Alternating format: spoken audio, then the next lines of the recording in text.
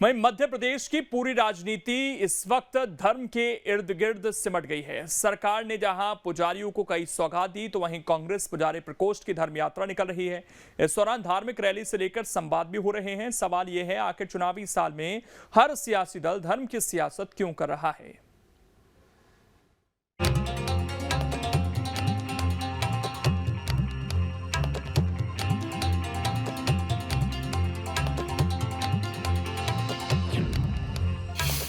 MP में पुजारियों पर सौगातों की बौछार।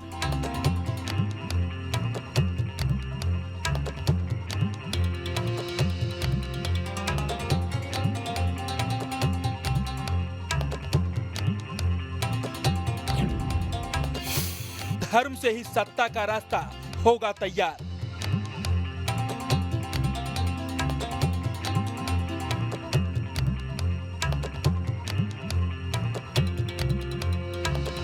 पुजारियों के लिए जो घोषणाएं की गई थी, उसे कैबिनेट ने भी हरी झंडी दे दी। जिन प्रस्तावों को मंजूरी दी गई है, उनमें मंदिरों की 10 एकड़ जमीन से आय का इस्तेमाल पुजारी करेंगे। 10 एकड़ से ऊपर की जमीन से होने वाली आय पारदर्शी होगी। कलेक्टर के जरिए वो राशि मंदिर के खजाने में जमा होगी। माना जा रहा है कि इस फैसले से बड़ी संख्या में पुजारियों को फायदा होगा। ऐसा इसलिए क्योंकि सरकार के अधीन 21,104 मंदिर हैं। 1320 मंदिर 10 एकड़ से ज्यादा भूमि वाले हैं। इनमें से ज्यादातर बड़े मंदिर ही हैं। इन मंदिर में पुजारियों की बम्पर कमाई होगी। हालांकि कांग्रेस की नजर में यह चुनावी मैनेजमेंट है। यह स्थिति तब है जब कांग्रेस का पुजारी प्रकोष्ठ खुद ही प्रदेश भर में धर्म यात्रा निकाल रहा है। यात्रा में हिंदू धर्म और संस्कृति पर संवाद हो रहा है। देखिए, पुराने मंदिर, देवालय या देवस्थान ये हमारी संस्कृति है, ये हमारी विरासत है। उसको सहेज के रखना हमारा प्रथम कर्तव्य है। वहीं सरकार इसको पूरी तरह प्रयासरत है।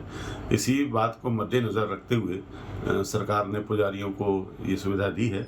निश्चित तौर पर पुजारी को एक मेंटेनेंस करने के लिए, देख रेख करने के लिए, रखरखाव करने के लिए मंदिरों के लिए उनको पैसे की आवश्यकता होती है। तो कई ऐसे देवस्थान, मंदिर थे, देवालय थे जो पैसे के अभाव में नष्ट हो रहे थे, उनकी कोई देखरेख नहीं कर रहा था। अगर पुजारी के पास भी पैसा नहीं होगा तो वो कैसे मंदिर का मेंटेनेंस करेगा? मंदिर की जो कृषि भूमि है उसकी नीलामी तक की बात मध्य प्रदेश की सरकार ने कर दी। जो हमारी सनातनी व्यवस्था थी, उस व्यवस्था में हमेशा मंदिर के साथ मंदिर पेटे की जमीन छोड़ी जाती थी, जिससे कि मंदिर में जो भी धार्मिक कार्य हों, बड़े बड़े आयोजन हों, उसमें कृषि उपज से जो भी धन प्राप्त हो, उसकी मदद से वो आयोजन हो सके। साथ ही साथ गौशाला से लेके अन्य जो धार्मिक चीज़ें जुड़ी हुई हैं मंदिर से, उनका भी मेंटेनेंस संधारण हो सके। आज स्थिति क्या बन गई कि पिछले दरवाजे से मंदिर के माध्यम से मध्य प्रदेश सरकार डाका डालना चाहती है।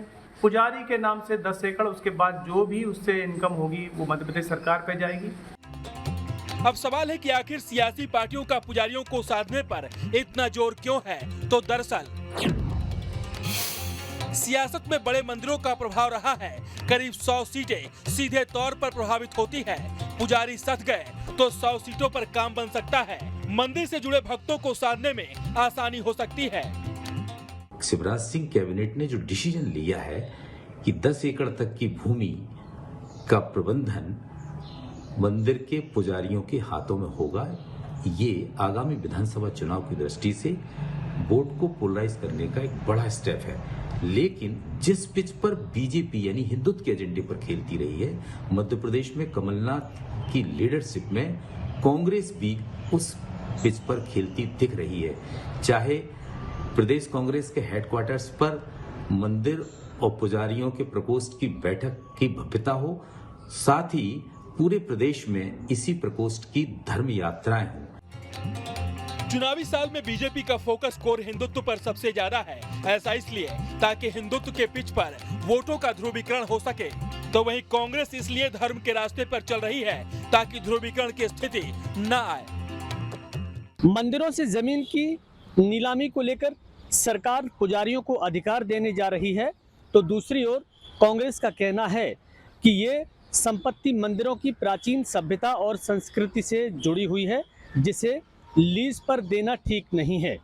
अगर आवश्यक हो तो शासन इसकी रक्षा कर सकता है और मंदिरों को व्यवस्था बनाए रखने के लिए अलग से फंड मुहैया करा सकता है। कहीं ना कहीं देखिए, चुनावी साल को देखते हुए सरकार मंदिर और मंदिर के पुजारियों के लिए कुछ अलग से व्यवस्था करने का प्लान कर रही है, जिसका फायदा सरकार को चुनाव में मिल सके। लेकिन कांग्रेस के आरोप अभी भी कम नहीं हो रहे। कांग्रेस लगातार सरकार पर संपत्तियों के बेचने के आरोप लगा रही है। अब ये भी देखना होगा कि इस चुनावी लड़ाई में मठ और मंदिरों का सियासी रुख किस ओर जाएगा। Vinod Sharma, news state. अब इसमें खबर तो यह है कि मंदिरों के जरिए ब्राह्मण और हिंदू वोटों पर नजर है, ताकि चुनाव में जीत की राह आसान हो सके।